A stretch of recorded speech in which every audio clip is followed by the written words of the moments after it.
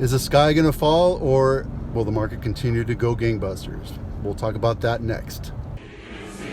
Run for your lives! Everyone run for cover!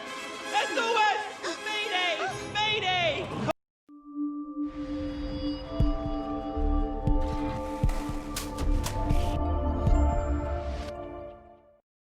Hey there, welcome back to my channel. This is Vito Scarnecchia, Abitano Group, powered by Coldwell Banker. Today we're talking about the market and what's going on with it, and is it going to crash? And there's a lot of maybes there. What we're seeing right now is well-appointed homes, very well maintained. They're going fast, especially if they're priced right. If they're overpriced and they need some maintenance, or they're not up to what people are looking for right now, they're going to sit on the market for a little bit and then they'll get picked off by lowballers. But that's pretty consistent over the last couple of years, last 12 years. So a couple of things are affecting this right now, and mostly what we're seeing right now is there's a lot of pent-up demand. And this demand is because the last 3 months, from March, April, May, people really weren't out looking at houses and trying to buy houses. So we saw the market kind of flatten out as far as sales concerned. There's still a lot of people moving into California, trying to move into the Bay Area. And we also have a lot of people moving out of California. So the net result is that we actually have more people moving into California than ever before. So what does this all mean? Is it going to last? I don't know. The market tends to dictate months behind what's really happening. So what I can see happening right now is a few things. One, we're seeing the stock market wag fairly heavily, especially when COVID started. So first indicator to me is the stock market. The stock market's doing really well right now, but it took a really huge hit right when this whole thing broke out. Massive unemployment, everybody freaked out, the sky was falling. And now today we're looking at the market coming back. You look at the stock market today and it's doing really well. There's some little bad days in here and there, but for the most part it's an indicator that the economy's coming back, which means more jobs. Could it wag more? It absolutely can. The Silicon Valley is the tech capital of the world, obviously, and we have such a huge economic engine here that it's kind of hard to push this entire economy down in our little microcosm of where we live. So if you look back in 2007, 2008, what happened was, in the outskirts, like in South San Jose, the market kind of flattened out and took a little bit of a hit. But in Palo Alto, prices actually increased because the haves could sustain those homes, and they were continuing to buy homes in the areas where they wanted to, which was Palo Alto, Cupertino, Mountain View, and those areas. But we popped right back up in 2009, 2010. It was almost like a hockey stick chart when you saw the market come back. All right, so let's take a look at the U.S. economy real quick. Other indicators, petroleum, we're seeing the market kind of flatten out because less people are driving.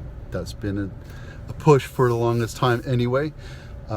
Outside energy has been in an upward trend. There's more solar and wind power being put in. Tech has been cycling down. It actually had a bump because of this whole COVID, because people were buying more beds, or hospitals were buying more beds and ventilators, and there was a massive need for that. So the push was there for a couple months. That went away. But what we're forgetting is that our semiconductor industry, which leads all of the electronics industry and tech industry, had been trending down during its normal cycle. So every 8 years it cycles down, comes back up. Moore's Law comes back with bigger, better, faster, cheaper product. The component industries and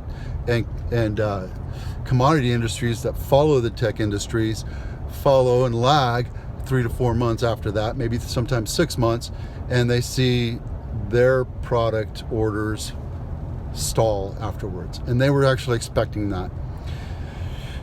So we're in a downward cycle for that. And we're waiting for that to happen, unless it just kind of automatically ticks up because the new technology comes out. If it goes up, it's going to affect everybody. Everybody will be hooray. Everything will be grand and dandy. So unemployment's kind of shaking out. Tech industry is kind of shaking out. Okay, so let's take a look at this at a 500-foot view.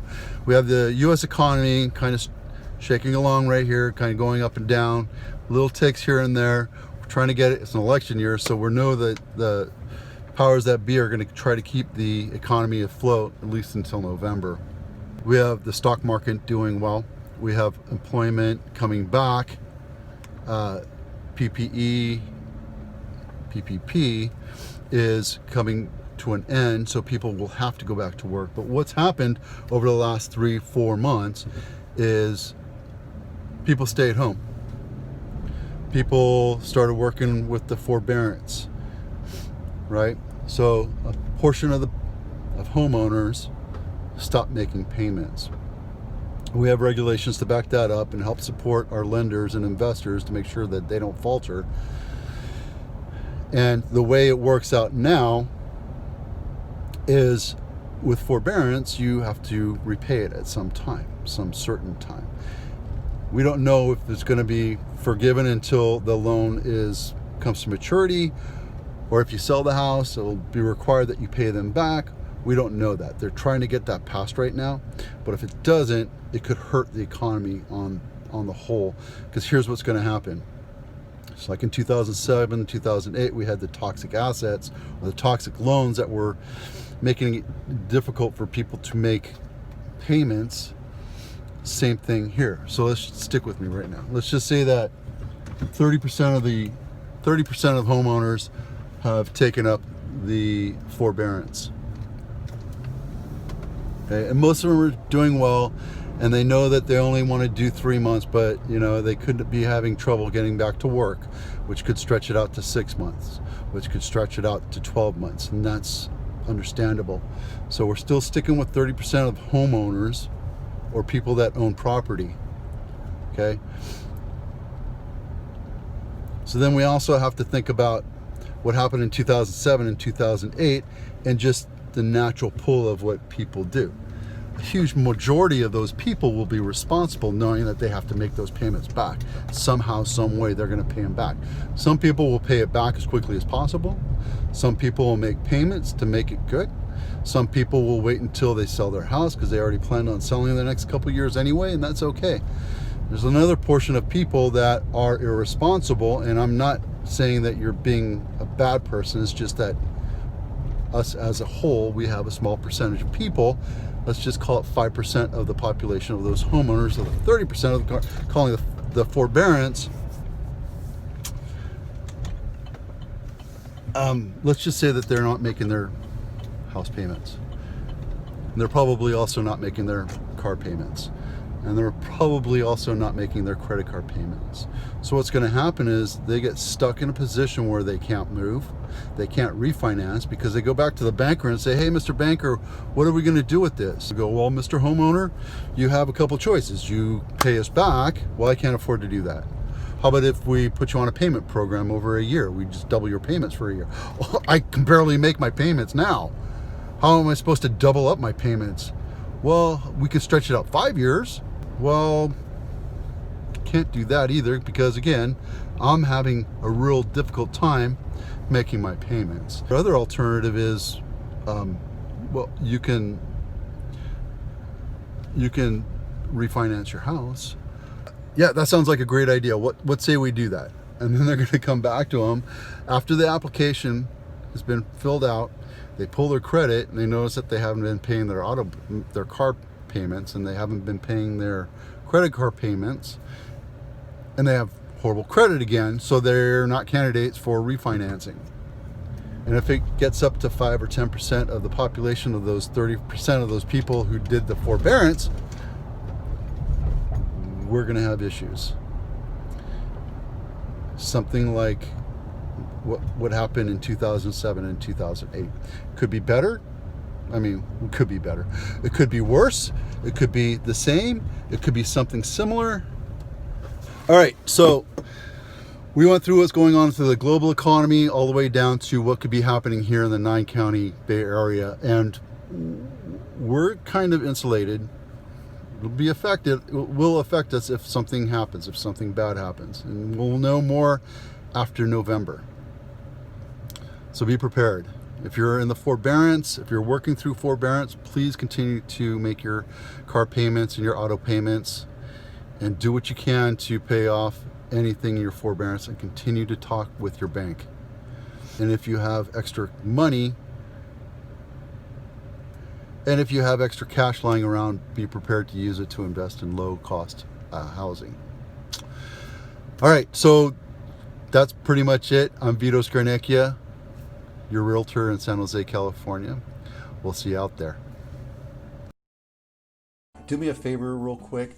Take 2 seconds and hit the subscribe button if you haven't already. Also hit the like, the little thumbs up, and the little bell so you'll be notified of upcoming videos.